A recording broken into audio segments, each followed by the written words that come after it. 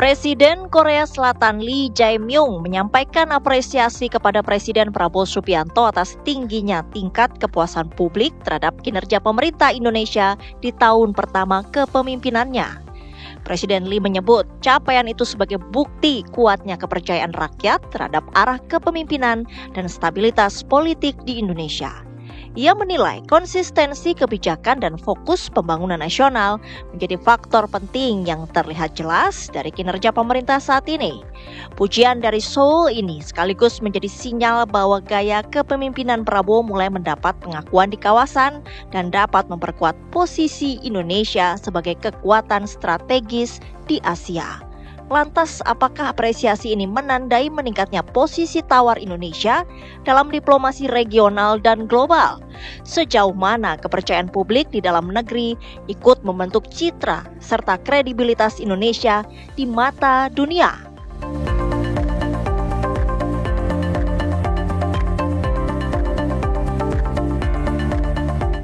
Ya pemirsa, pemerintah atau Presiden Korea Selatan ini secara khusus menyampaikan pujian atas kinerja 1 tahun kepemimpinan Presiden Prabowo Subianto yang ditunjukkan dengan adanya tingkat kepercayaan publik hingga 80%. Kira-kira apa kemudian makna dari pujian Presiden Korsel Lee Jae-myung ini? Apakah ini sekaligus menunjukkan bahwa kepemimpinan Presiden Prabowo ini sudah diakui di tingkat global? Malam hari ini kita akan membahasnya dengan 3 orang narasumber yang sudah hadir di Kabar Indonesia Malam. Untuk menemani kita semua ada Pak Luigi Pralangga, tenaga ahli bidang luar negeri dari KSP. Selamat malam Pak Luigi, apa kabar? Alhamdulillah baik. Alhamdulillah, terima kasih malam hari ini sudah hadir lagi Pak Luigi.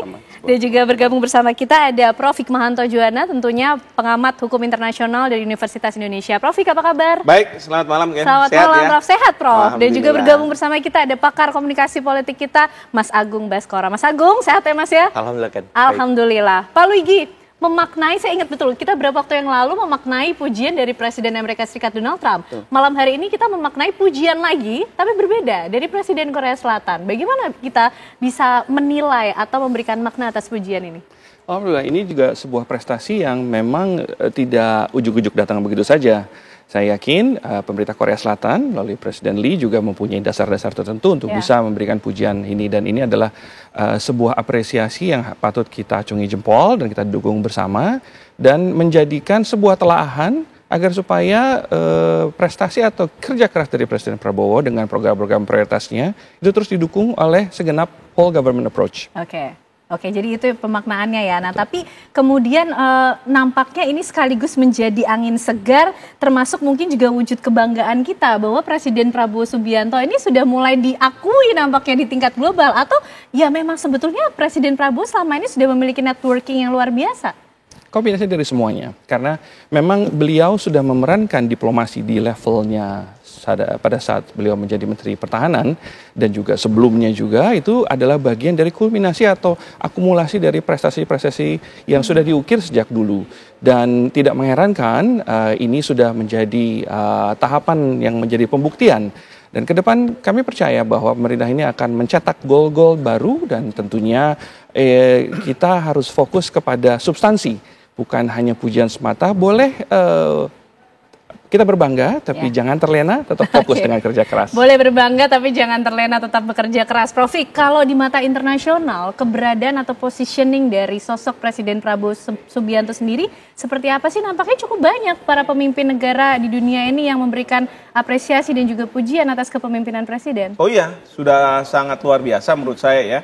Karena misalnya saja pada waktu pidato di Majelis Umum PBB, bagaimana beliau mendapat banyak support dan kemudian salam dari berbagai kepala negara.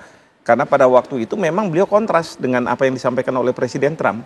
Dan suara rakyat negara-negara, masyarakat internasional di situ merasa bahwa tersalurkan dengan pidatonya Bapak Presiden. Yang kedua juga kalau misalnya saya lihat Bapak Presiden itu ketika Qatar diserang langsung terbang, ya kan? Atau misalnya pada waktu ada hari besar di Cina, di dalam negeri sedang harus menghadapi masalah, tapi Presiden Xi Jinping ingin sekali bahwa Presiden Prabowo hadir. Dan beliau bisa menyempatkan hadir, walaupun ya karena dengan pesawat terbang kepresidenan bisa hari itu juga berangkat hari itu juga bisa pulang begitu ya. Jadi ini suatu hal yang luar biasa, dan yang saya lihat misalnya dengan Presiden Korea Selatan ini, beliau udah kontak-kontakan waktu beliau menjadi Presiden Korea Selatan, ya. Jadi setiap kepala pemerintahan, kepala negara yang baru katakanlah kayak dengan Australia langsung dikontak sama beliau, wah bilang sampai ini dan lain sebagainya, sehingga ketika beliau datang ke suatu negara, sambutannya luar biasa. Tapi sebaliknya, ketika tamu-tamu kepala pemerintahan, kepala negara datang ke Indonesia, coba disambut sama Presiden Prabowo juga luar biasa kan? Motorcade-nya, terus kemudian nanti di istana dibuat sedemikian rupa sehingga grand. Seolah-olah setiap kepala pemerintah, kepala negara itu merasa ada rasa berutang budinya, ya, rasa tidak enaknya. Dan terus terang Presiden tidak punya masalah dengan bahasa, jadi beliau bisa ketemu dan berbincang dengan kepala pemerintahan, kepala negara dengan at ease kata orang bilang ya, dengan santai gitu ya. Bahkan kadang-kadang juga bisa langsung telepon ya. Jadi misalnya terkait dengan perdamaian 20 poin perdamaian Trump, saya yakin Presiden Prabowo juga telepon-teleponan sama Pak Presiden Trump. Mungkin juga dapat ide-ide juga dari Steve Witkoff. Maka waktu pidato itu Presiden bilang ya, misalnya pertama mereka tahu bahwa dari Amerika minta supaya tolonglah nih normalisasi hubungan dengan Israel. Presiden bilang oke, tapi akui dulu Palestina, kan begitu. Terus kemudian ada cerita keamanan internasional harus dibantu sama negara-negara masyarakat internasional. Itu muncul kan di dalam 20 poin Trump itu, ISF ya, International Stabilization Force. Jadi kalau seperti itu, saya tidak heran kalau misalnya Presiden Korea Selatan melakukan apresiasi, memberikan apresiasi. Saya yakin kedutaan besar di Korea Selatan sudah mengumpulkan berbagai informasi, mungkin ada polling-polling yang sudah didapat, lalu disampaikan kepada pemimpinnya, ya, menceritakan ini loh kondisinya seperti ini, ya. Meskipun tadi Pak Lugi bilang, ada nih kerja keras nih. Saya harus bilang nih para menteri nih, para pembantunya Presiden. Iya, presidennya udah bagus kayak begini. Kalau nanti rakyatnya dibuat kecewa sama menteri-menterinya, kita masalahkan ini ya. Itu PR besar dan tantangan ya untuk menjawab ujian. Saya katakan whole government approach. Jadi Presiden juga mempunyai pendekatan yang istimewa dan ini harus disusul dengan kinerja tim di bawahnya. Oke, tapi sebelum kita bicara soal tim, Mas Agung, kalau bicara polling kayaknya Mas Agung yang bisa menjawab nih, Prof. Ya kan? Karena Presiden Korea Selatan ini memberikan pujian atas dasar tingkat kepercayaan publik yang tinggi, mencapai 80% untuk Presiden Prabowo Subianto. Memang pola komunikasi politik di level internasional seperti apa, Mas, yang bisa kita baca? Ya, ini kelanjutan aja kan sebenarnya waktu Pak Presiden Prabowo diumumkan versi quick count, itu banyak negara mengucapkan. Versi real count KPU juga begitu, banyak negara. Jadi ketika Presiden Korsel bilang dia mengapresiasi tingkat kepercayaan yang tinggi atas Presiden Prabowo, saya kira semakin banyak pemimpin dunia yang percaya secara metodologis soal survei ini, saya kira. Jadi ini runtutan narasi yang menurut saya linear dan konsisten saja, bahwa mereka percaya situasi, kondisi di Indonesia itu relatif stabil, terkontrol, dan ada progres untuk lebih baik. Yang pertama itu. Yang kedua, suka atau tidak, ini bahasa yang menurut saya ya bentuk dari keberhasilan Presiden Prabowo melakukan soft power diplomacy. Jadi ada negara yang kuat karena kekuatan militernya, tapi ada negara yang kuat karena kekuatan pendekatan diplomasinya, pendekatan persuasifnya semacam itu. Dan Indonesia sekarang ini saya lihat ingin dianggap punya soft power yang mirip-mirip negara adik kuasa lah. Kalau US, China dan seterusnya adik kuasa karena hard powernya gitu. Nah, kita bisa jadi adik kuasa karena soft powernya, karena pendekatan-pendekatan humanisnya, pendekatan-pendekatan persuasifnya, dan itu dilakoni oleh Presiden Prabowo secara konsisten. Tadi Prof. Hikmahanto sudah menjelaskan di banyak negara kita diterima. Saya mengingat di Prancis kita ikut parade nasional, di India juga begitu. Bahkan sampai mengirimkan parade defile dari dan Indonesia. itu diiriin sama negara tetangga. Kok Perdana Menteri kami nggak digituin misalkan? Kan itu menarik gitu. Yang kedua itu. Nah, yang ketiga soal legitimasi politik. Kalau misalkan di dalam negeri bagus, ternyata didengar di luar gitu. Sehingga stabilitas politik menjadi kunci, dan di tahun pertama ini itu berhasil dicapai oleh Presiden semacam itu. Dan legitimasi politik ini barang penting untuk memastikan fungsi-fungsi lain dari pemerintahan bisa berjalan optimal, mensejahterakan, memastikan kita terlibat dalam pergaulan dunia, memastikan hal-hal lain juga bisa berlangsung. Mungkin seperti itu sebagai pengantar. Pak Luigi, soft power diplomasi ini yang menjadi agenda utama Presiden Prabowo setidaknya dalam 1 tahun ini, sehingga bisa menjadi gate in atau pintu masuk untuk bisa negara-negara lain ikut mendukung apa yang tengah diupayakan Presiden di dalam negeri juga. Betul. Jadi ini sebuah modal dasar, artinya soft power beliau itu juga datang dari keberhasilan beliau mengelola isu-isu strategis prioritas yang sudah dicanangkan sebagai program besar dari pemerintah ini. Dan berdasarkan kemajuan, dan memang juga kita juga punya beberapa tantangan, namun itu sebuah prestasi yang patut dibanggakan. Dan ini dilihat oleh mitra-mitra internasional sebagai sebuah pertumbuhan yang assuring bagi para mitra internasional. Itulah kenapa pujian itu juga datang dengan sendirinya, dan mereka juga saya yakin sudah mempunyai banyak sekali pertimbangan assessment, telaahan yang diterjemahkan dalam bentuk appreciation, gestures, opportunities yang memang diberikan kepada Presiden Prabowo pada setiap lawatannya, preferential treatment dan segala macam. Jadi itu sebuah bentuk dari demonstrated capabilities yang beliau sudah tunaikan. Soft power ya terutama, dan juga Indonesia juga mengedepankan banyak sekali inisiasi-inisiasi atau program-program terobosan lainnya. Dan itu diterima baik oleh mereka. Oke, nah berikutnya nanti kita akan membahas kira-kira program terobosan apa sih yang dibawa oleh Presiden Prabowo Subianto sehingga bisa mengantarkan kepemimpinan Presiden ini diapresiasi cukup banyak oleh para pemimpin negara lain di dunia. Usai jeda pemirsa, kami hadirkan pembahasannya untuk Anda. Baik pemirsa, kita lanjutkan pembahasan yang luar biasa malam hari ini untuk menutup pekan ini, melihat bagaimana apresiasi atau pujian yang disampaikan oleh Presiden Korea Selatan terhadap Presiden Prabowo Subianto. Prof, kalau menurut pengamatan Prof, apa sih kira-kira program atau kebijakan dari Presiden Prabowo Subianto sehingga bisa menarik perhatian atau bahkan membuat para pemimpin negara ini mengapresiasi, mengalamatkan pujian secara langsung kepada Presiden? Ya, yang pasti adalah berbagai program yang dijanjikan dalam kampanye itu direalisasikan. Ya, misalnya terkait dengan MBG, lalu kemudian juga bagaimana membuat Danantara, bagaimana menggerakkan perekonomian di Indonesia begitu. Lalu kemudian juga peran strategis dari Indonesia yang selama ini sebenarnya ada potensi itu, tapi mungkin tidak dimainkan secara maksimal. Nah, ini yang dilakukan oleh Presiden Prabowo. Artinya beliau engaging dengan masalah-masalah internasional. Ya, masalah di Gaza, kemudian juga masalah-masalah di EPEC. Kalau perlu beliau hadir langsung berbicara dengan kepala negara, kepala pemerintahan, bahkan juga menceritakan hal-hal yang buruk. Ya, beliau berani menyampaikan. Dan karena beliau nggak punya masalah dengan bahasa, jadi apa yang di hati beliau itu terucap gitu ya, apa adanya. Nah, itu yang para pemimpin dunia senang mendengar itu. Nah, lalu kemudian juga capaian-capaian yang berkaitan dengan ya masalah-masalah di dalam negeri kita. Ya, saya yakin kedutaan besar Korea Selatan itu kan sebagai tanda kutip lah mata-mata yang sah begitu ya, mengumpulkan berbagai hal, menyampaikan kepada pemimpinnya, ini loh yang dilakukan oleh Presiden Prabowo selama ini. Dan ini salah satu dari mungkin ada survei-survei yang dilakukan seperti ini. Jadi itu menjadi bahan bagi Presiden ketika Presiden Korea Selatan ketika beliau menyambut. Dan atas dasar itu beliau menyampaikan bahwa ini bagus sekali. Dan itu sebenarnya jadi modal utama juga. Untuk apa? Untuk menarik investor ke Indonesia. Nah, tapi kan sekarang nih, kemarin itu udah bagus segala.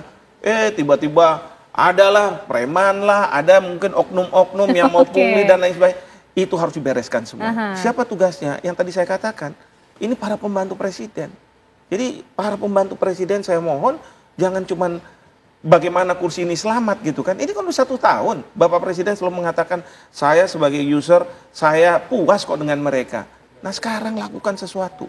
Buat nggak semuanya, ada pembantu-pembantu presiden yang memang sangat proaktif, sangat bagus dia membuat misalnya Menteri Perumahan Rakyat begitu kan, yang Presiden bilang ini anomali nih, janjinya sekian tapi melebihi. Nah, kan begitu kan? Nah, itu yang harusnya dilakukan oleh setiap menteri, koordinasi yang ketat, jangan sampai nanti beda pandangan antara menteri muncul di media, ya, yang membuat persepsi masyarakat jadi berbeda, dan itu yang kemudian akan mengurangi kepuasan publik terhadap presiden nantinya. Yang juga dilihat oleh dunia juga. Iya, ya, presiden Prof, ya? sudah bagus, sudah menetapkan posisi yang luar biasa kalau menurut saya.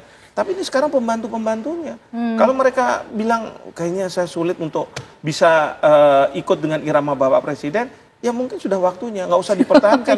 Sudah waktunya minta mengundurkan diri aja kan gitu kan. Oke. Nah nih Mas Agung, kalau kita coba meng-capture kondisi di dalam negeri, apresiasi yang luar biasa disampaikan oleh beberapa pemimpin dunia terhadap Presiden Prabowo Subianto. Ini seirama nggak sih kalau bicara soal irama? Seirama dengan kondisi di dalam negeri tidak sih? Atau ini justru berbeda karakteristiknya? Iya, terakhir yang saya lihat untuk konteks pemimpin luar yang apresiasi Presiden Prabowo itu ketika Perdana Menteri Jepang Mbak Ken itu menggeser kursinya, itu viral juga untuk melihat Pak Prabowo lagi baca ketik apa. Maksudnya supaya ini tervalidasi ya apresiasi para pemimpin dunia, dan rakyat kita perlu tahu bahwa di dunia citra dan persepsi publik internasional itu cukup baik. Nah, di dalam negeri seperti apa kondisinya? Nah, saya sering menyampaikan bahwa 1 tahun pertama presiden itu kan kalau main bola 18 menit pertandingan dari 90 menit. Jadi masih baru untuk fase koordinasi, komunikasi, sinkronisasi, dan seterusnya. Jadi kalau memang ada kekurangan-kekurangan memang harus kita kawal. Program-program mercusuarnya itu apakah MBG, sekolah rakyat, pemeriksaan kesehatan gratis. Karena capaian kuantitasnya sudah bagus. Yang perlu dioptimalkan bagaimana kualitas program itu terjaga supaya MBG yang minor-minor hilang. Sekolah rakyat kualitasnya belum optimal bisa lebih baik. Koperasi Desa Merah Putih sudah 80 ribuan, itu bisa benar-benar jadi koperasi seutuhnya. Masalah-masalah yang dikhawatirkan bisa teratasi. Nah, yang jelas saya melihat publik juga butuh waktu mengevaluasi. Karena kan 1 tahun menurut saya kurang fair juga kita menyimpulkan bahwa nilainya sekian, tapi minimal kita punya patokan awal positif, awal yang baik sebagaimana transisi terjadi, dan harapannya memang ini bisa menjadi cambukan untuk para menteri yang tadi disampaikan Prof. Hikmahanto untuk lebih keras lagi supaya Pak Prabowo ini nggak sendirian kayak Wus itu kan cepet banget gitu. Ternyata menterinya masih pakai argo parahyangan gitu, kan repot. Nah, bagaimana caranya ritme ini bisa disesuaikan supaya kita melihat harmonis sebuah tim yang solid, yang kuat, yang di periode tahun kedua nanti bisa mensejahterakan masyarakat seperti itu. Baik, Pak Luigi, contoh kebijakan atau program dari Presiden Prabowo Subianto yang real dirasakan oleh rakyat sampai juga mendulang apresiasi dunia, ini apa saja? Dan kira-kira pesan khusus yang terjadi antara Presiden Prabowo dengan Presiden Korsel apa sih?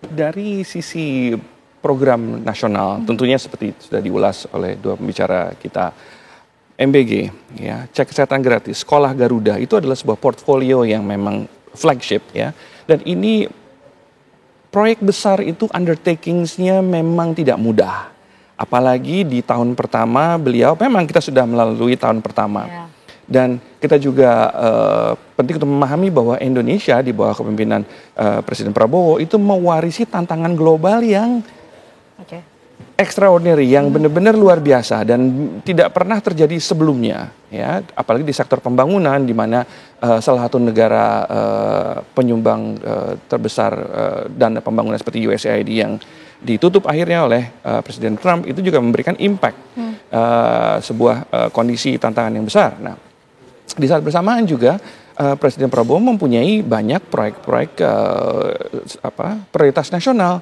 Itu tadi, dan itu memang membutuhkan atensi terbaik, atensi utama dari semua elemen di dalam pemerintahan, termasuk juga tentunya apresiasi yang fair dari publik dan pengamat, tentunya bahwa memang ini bukan pekerjaan yang mudah dan membutuhkan banyak sekali sumber daya.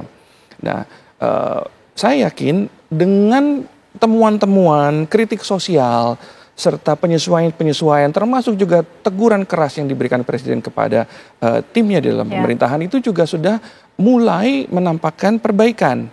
Memang kita tidak bisa berharap itu langsung terjadi sedemikian rupa cepatnya, tapi ini sudah menjadi peringatan keras dan menjadi telaahan keras untuk supaya ini tidak berlarut-larut dan bisa diperbaiki. Dan di saat bersamaan juga prestasi yang sudah dijalankan atau sudah dicapai itu juga menjadi modal dasar Indonesia untuk memproyeksikan dirinya bermain di kancah regional dan internasional. Indonesia sudah dipandang menjadi sebuah geopolitik anchors di Indo-Pasifik. Pemimpin di ASEAN, anggota satu-satunya dari kawasan Asia di G20, itu sebuah pencapaian yang memang patut diapresiasi, namun juga harus dicermati karena itu akan memberikan sebuah tanggung jawab baru, baik juga, kepada presiden dan semua bisa lebih tinggi lagi. Artinya raising the bar. Kita mau bergaul lebih luas, otomatis kehadiran kita harus bermakna di forum-forum itu sendiri. Harus proven juga. Harus proven, jangan cuma hadir, tapi hadir bermakna dengan kontribusi. Salah satunya komitmen beliau mengirim pasukan 20.000 pasukan untuk perdamaian di Gaza dan concern beliau di Timur Tengah. Itulah kenapa reaksi dari banyak pemimpin negara di kawasan itu penerimaannya sangat baik. Nah, itu adalah salah satu buktinya. Oke, nah bukti lain Mas Agung mungkin kalau dari survei apakah juga bisa mengcapture apa kira-kira kebijakan atau program dari Presiden Prabowo Subianto yang membuat tingkat kepercayaan publik ini begitu besar kepada pemerintahan ini? Iya, pertamanya soal stabilitas dan politik ya dalam negeri semacam itu, keamanan. Jadi kita tahu di parlemen terkonsolidasi 81% kan kekuatan koalisi pemerintah, dan itu membuat yang di seberang PDIP pun tidak seutuhnya menjadi mitra kritis. Ada satu lagi namanya mitra strategis. Itu lakon baru PDIP yang berbanding terbalik di masa Pak SBY sebelumnya.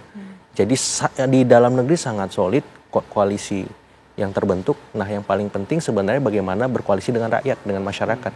Bagaimana program-program itu bisa dirasakan manfaatnya sehingga turunan dari hasil survei itu memang benar-benar real dan bisa dirasakan.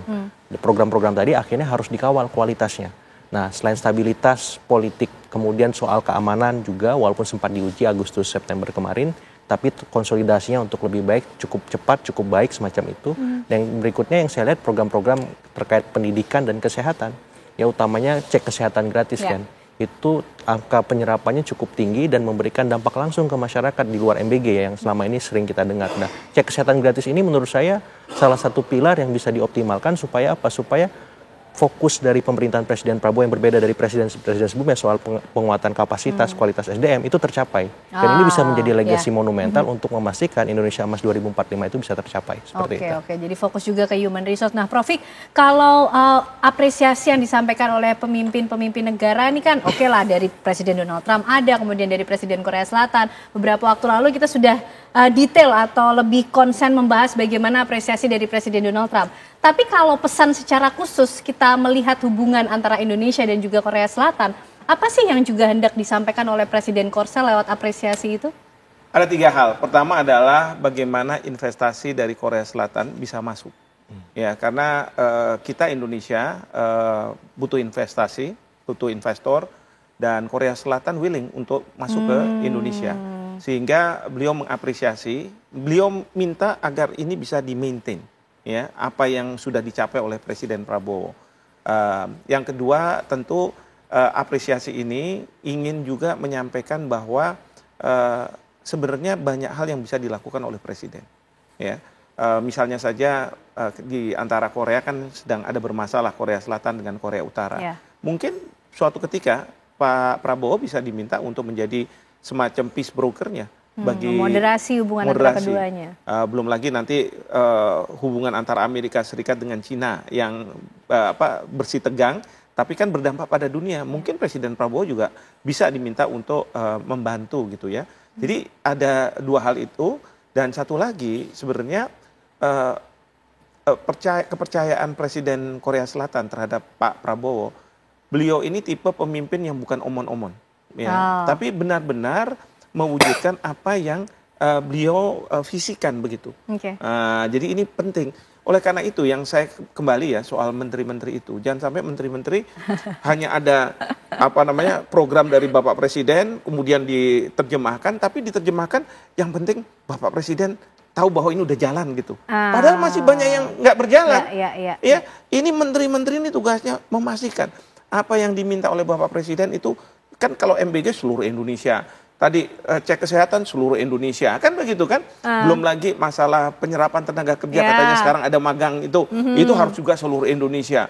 Belum lagi nanti ada masalah Danantara, bagaimana mereka bisa, kalau saya sih dorong-dorong, udah itu nanti rekonstruksi Gaza. Itu yang namanya BUMN karya itu bawa ke sana, serap tenaga kerja gitu kan. 200 triliun yang dimasukkan oleh Pak Purbaya ke bank-bank itu gunakan sebagai modal awal, karena nanti kan dari pihak pemerintahan negara-negara Timur Tengah akan masukkan gitu kan.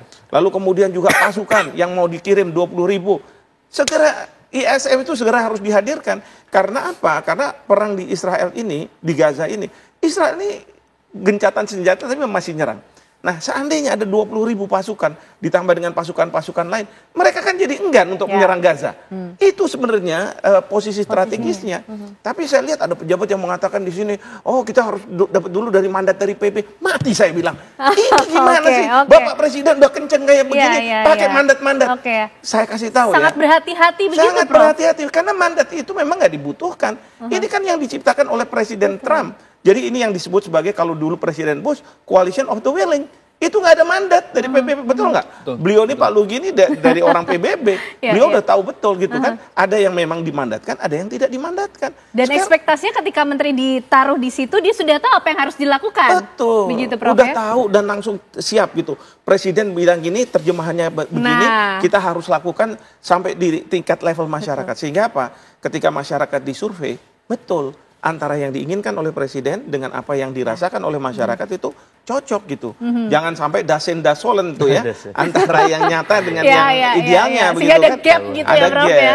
Oke, nah ini menarik nih, menerjemahkan apa yang diinginkan Presiden Prabowo Subianto yang sudah begitu extraordinary, menempatkan posisinya sampai diakui dunia. Kita ingin tahu bagaimana konsistensi dari kebijakan. Tadi nyambung nih, jangan hanya soal kuantitas, jangan soal sudah dikerjakan saja, tapi betul-betul kualitas juga diperhitungkan. Nanti dijawabnya ya Bapak-bapak, usai jeda pemirsa kami kembali untuk Anda. Wah, ini di minggu malam, semakin malam diskusinya semakin luar biasa. Saya nggak ingin menahan bagaimana pandangan dan juga penilaian Bapak-bapak semuanya, tapi mungkin Pak Luigi bisa menjawab bagaimana kemudian Presiden Prabowo Subianto bisa mempertahankan konsistensi dari setiap program dan juga kebijakan, termasuk apresiasi dari para pemimpin negara ini, Pak Luigi. Baik, tadi di sesi sebelumnya itu banyak dibahas tentang pengawalan, ya, pengawalan dan konsistensi. Ini semua akan berbanding lurus dengan checks and balances. Ya, disinilah peranan kantor staf Presiden memastikan keberlanjutan, konsistensi, penerapan yang dengan manajemen yang lebih baik terhadap program-program besar tadi. Kantor staf Presiden melakukan banyak sekali monitoring, evaluation, debottlenecking atas program-program prioritas Bapak Presiden, termasuk mereka program-program yang banyak menyentuh hajat hidup orang banyak. Cek kesehatan gratis, makan bergizi, program sekolah Garuda, sekolah rakyat, infrastruktur, dan macam-macam, termasuk juga itu di ekonomi dan program-program lintas sektoral lainnya. Nah, disinilah pentingnya checks and balances itu yang diperankan selain oleh kantor staf Presiden juga oleh segala lapisan masyarakat. Itu adalah bentuk kontrol sosial untuk memastikan bahwa apa yang sudah dicita-citakan oleh Bapak Presiden itu benar-benar terjadi, terlaksana, nyata, walaupun mungkin ada hambatan di jalan, tapi itu adalah bagian dari perjuangan. Betul. Nah, di saat bersamaan, Prof. juga tadi menyinggung tentang rencana pengiriman kontingen Garuda ya sebesar 20.000 pasukan.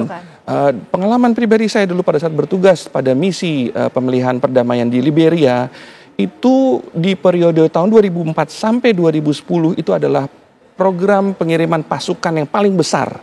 Itu aja 14.000 dari berbagai negara. Apalagi sekarang dengan ide dan terobosan Presiden Prabowo yang mengirimkan Indonesia saja berjanji untuk mengirimkan sebanyak 20.000, itu sebuah proyek yang sangat besar yang perlu perencanaan matang. Karena ini adalah sesuatu yang extraordinary, Prof. Dari mana? Persiapan pasukan, pembiayaan, lalu assessment tentang bahaya di lapangan, pergeseran yang secara gradual, karena tidak mungkin wilayah sebesar Gaza itu langsung ditempatkan sebanyak 20.000. Dan bagaimana tadi Prof bicara soal mandat ya, coalition of the willing. Dari pengalaman saya dulu bertugas di bawah PBB, terutama di daerah-daerah penugasan yang ada kehadiran pasukan Amerika di Irak di 2002 sampai 2003. Nah, itu ada MNF, Multinational Force, Coalition of the Willing di luar mandat PBB.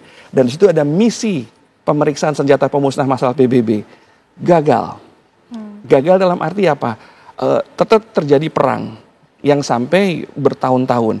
Dan di Afghanistan, saya bertugas di Afghanistan 2 periode, dari 2014 di 2015 dan yang terakhir 2021 sampai 2022. Saya mengalami sendiri bagaimana dievakuasi di Kabul.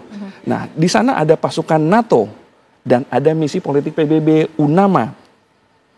Itu juga hasilnya tidak maksimal. Nah, dan kita juga melihat Somalia, ada misi PBB namanya UNOSOM, dan di sana ada operasi militer Amerika, Coalition of the Willing, yang dikendalikan di Qatar, di CENTCOM. Artinya desain mandat itu tadi perlu, karena di situ akan menerjemahkan siapa mengerjakan apa, dibayar berapa, termasuk untuk Indonesia. Kita tarik mundur. Penting untuk Indonesia mengorkestrasi tidak hanya mengirimkan pasukan, tapi seperti Prof tadi bilang, rekonstruksi Gaza ini siapa yang akan bertanggung jawab dan diterima oleh negara yang berada di sekitar, plus rakyat Gaza itu sendiri, Palestina dan West Bank dan Gaza itu sendiri, sehingga kehadiran Indonesia di sana menjadi solusi, bukan menjadi tambahan masalah. Itulah mungkin Prof, karena ini barang baru, beberapa dari pimpinan di kementerian terkait itu masih sangat hati-hati.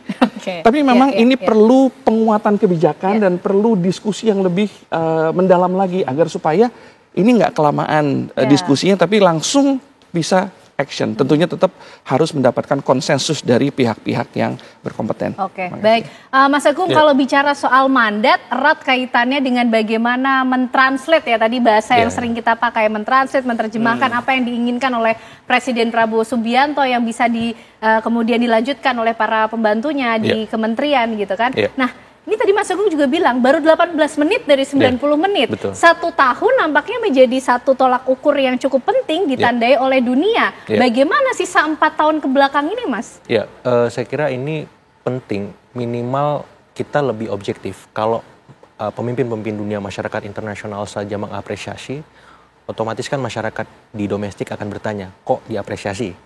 Yang sudah tahu, yang belum tahu jadi lebih utuh melihat semua ini. Jadi saya melihat ini sebuah hal yang penting sebelum kita melangkah, bagaimana kinerja para menteri mentranslate apa maunya presiden. Karena kan Pak Prabowo ini tadi makro manajemen figur ya. Jadi orang yang melihat secara utuh dari helikopter view gitu, dan otomatis menterinya harus seorang administratur yang handal gitu. Mau tidak mau itu nggak ada pilihan. Jadi kualitas program yang saya maksudkan bagaimana tidak ada penyelewengan, bagaimana tepat sasaran, bagaimana program ini bisa dirasakan. Apakah itu MBG, Sekolah Garuda, Koperasi Desa Merah Putih, dan program-program populis lain. Karena kalau ini tidak diterjemahkan dengan bagus ke masyarakat, bisa jadi bumerang juga. Karena tingkat kepuasan publik itu backbone-nya adalah bidang ekonomi kan. Kalau masyarakat tidak merasakan misalkan ancaman PHK massal hilang, atau stabilitas harga-harga sembako tidak stabil misalkan, atau soal angka kemiskinan ataupun insentif BLT yang diberikan itu tidak sampai, itu bisa menjadi bumerang politik yang membuat kepuasan itu akan terganggu nanti. Nah, bagaimana cara dan ceritanya menteri-menteri misalkan di bidang ekonomi tentu harus lebih giat, lebih keras. Selain Pak Purbaya tentunya. Kalau hanya Pak Purbaya saja yang bekerja bahaya ini barang semacam itu. Jadi Menteri Ekonomi harus lebih gesit. Dengan jumlah menteri yang cukup banyak yang bisa membuktikan jadi kalau bisa semuanya seperti Pak Purbaya gitu. Bekerja lebih keras, lebih gesit, lebih transparan supaya publik melihat bahwa matahari terbit optimis itu dari kabinet, bukan hanya dari Pak Purbaya, dari semua menteri. Jadi standarnya SOP bekerjanya seperti beliau, sangat komunikatif, bahasanya sederhana, nggak jelimet walaupun bidang keuangan. Karena selama ini kan kita mikirin keuangan tuh ribet banget gitu. Orang awam seperti saya butuh membaca lagi literatur-literatur supaya paham ekonomi. Tapi dengan Pak Purbaya, sesederhana itu. Nah, menteri lain juga harus sederhana itu, jangan jelimet. Kalau memang bahasanya mudah, kenapa harus susah gitu kan? Karena semua kepentingannya untuk rakyat. Persis gitu. Jadi kalau bisa lebih dari Pak Purbaya malah lebih bagus lagi. Sehingga publik akan melihat kok banyak banget ya menteri Pak Prabowo sekarang bagus-bagus. bahkan lebih bagus dari Pak Purbaya. Tapi gini Mas Agung, mungkin sebagai suggestion kita fokus lagi ke Presiden Prabowo Subianto ya.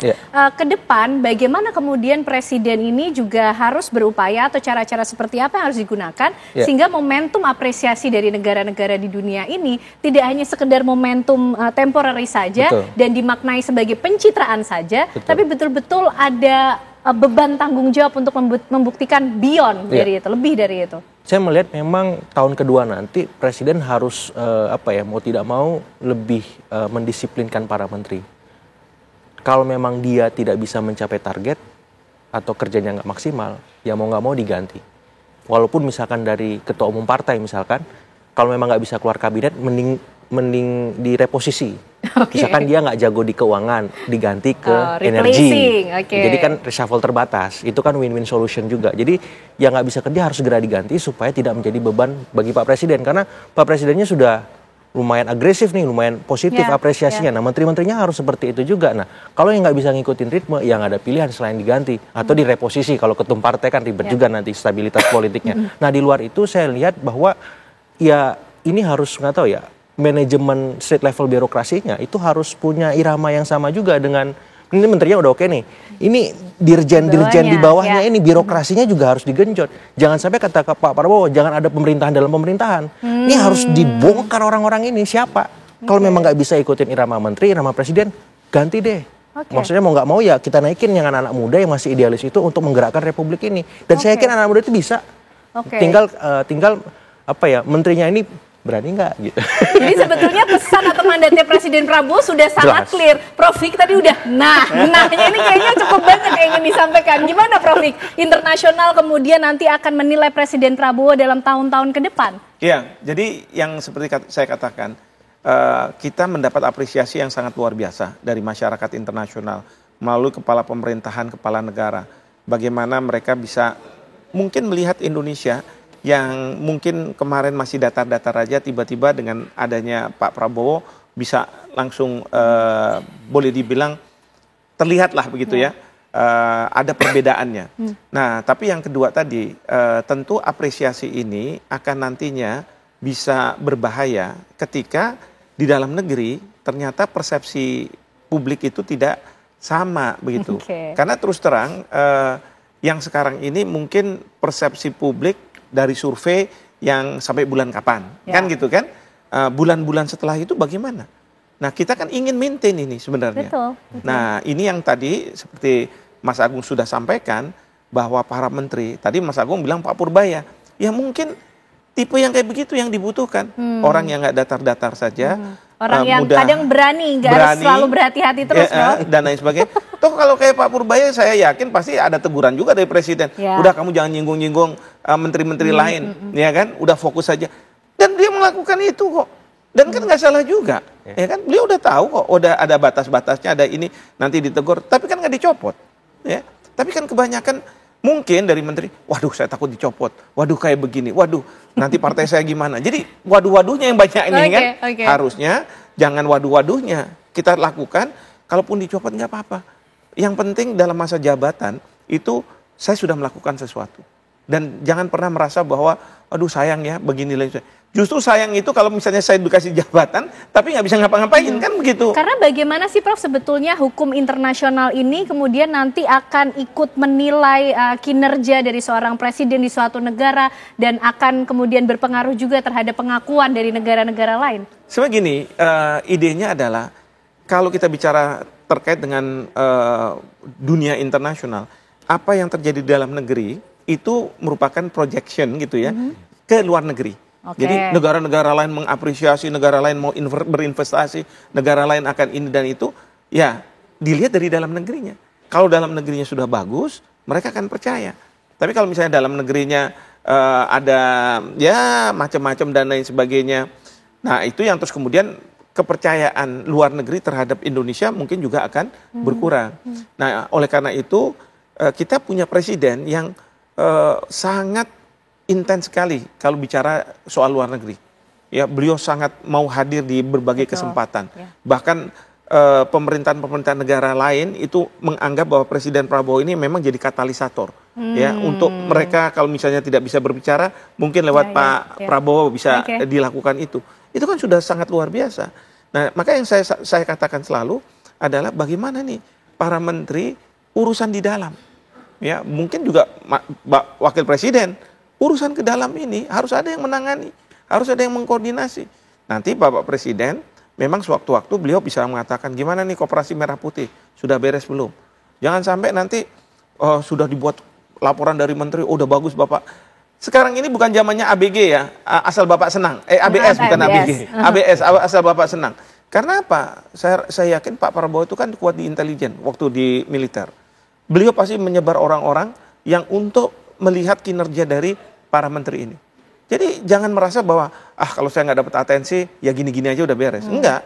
Justru kita harus tahu nih apa yang harus kita lakukan, bagaimana menerjemahkan apa yang diinginkan oleh presiden ke dalam bentuk kebijakan-kebijakan di level kementeriannya dan bagaimana jangan cuma lewat sosial media ya bahwa kita ini udah kerja dan lain sebagainya. Tapi harus buktikan. Justru tantangannya itu adalah tanpa sosial media orang tahu nggak tentang kita. Gitu ya. Biar orang yang memotret kita bukan kita yang suruh staf-staf kita motretin kita kan gitu kan. Nah, itu kayak kita make up aja tuh kayak begini. Oke. Pak Luigi gimana nih menjawab indikatornya bukan lagi soal asal Bapak senang karena ternyata posisi Presiden Prabowo sudah dianggap sebagai katalisator yang luar biasa di tingkat internasional apalagi dalam negeri ini akan selalu menjadi projection bagaimana internasional juga akan menilai. Betul. Jadi kita ini hidup di era teknologi tinggi. Kita punya pemanfaatan penggunaan sosial media yang sudah semakin intens dan generasi muda yang sudah sangat fasih dengan instrumen sosial media itu. Apa yang terjadi di dunia luar dan apa yang terjadi di dalam negeri itu akan dengan cepat menyebar. Jadi ini sebuah kacamata pembesar mikroskop yang terus mengintai, memperhatikan, mengamati semua kinerja siapapun di dalam pemerintahan. Nah, penting untuk disadari juga dan itulah mengapa kantor staf presiden terus melakukan debottlenecking, evaluation, monitoring supaya memastikan ini yang macet, yang batuk, yang ini, yang itu punya tantangan besar, susah maju, susah move on dan macam-macam lainnya itu bisa dieliminir sehingga kritik masyarakat bukan kita menghilangkan kritik masyarakat, tapi menyelesaikan, mengurai supaya masalah itu tidak berlanjut terulang lagi di periode berikutnya atau di tahun berikutnya. Dan dari situlah kita beranjak. Bukan berarti pemerintah ini tidak akan lepas dari masalah, Prof. dan Mas Agung. Kita akan selalu mendapatkan tantangan baru seiring dengan shifting geopolitics, ya. Udah gitu juga peta pragmatisme dari banyak pemimpin negara, baik di kawasan dan internasional, itu memberikan tekanan-tekanan tertentu buat Indonesia. Apalagi dengan Indonesia makin hadir di berbagai forum strategis. Mereka akan bilang, Indonesia mau bantu apa? Untuk kamu berada di sini, kita butuh ini.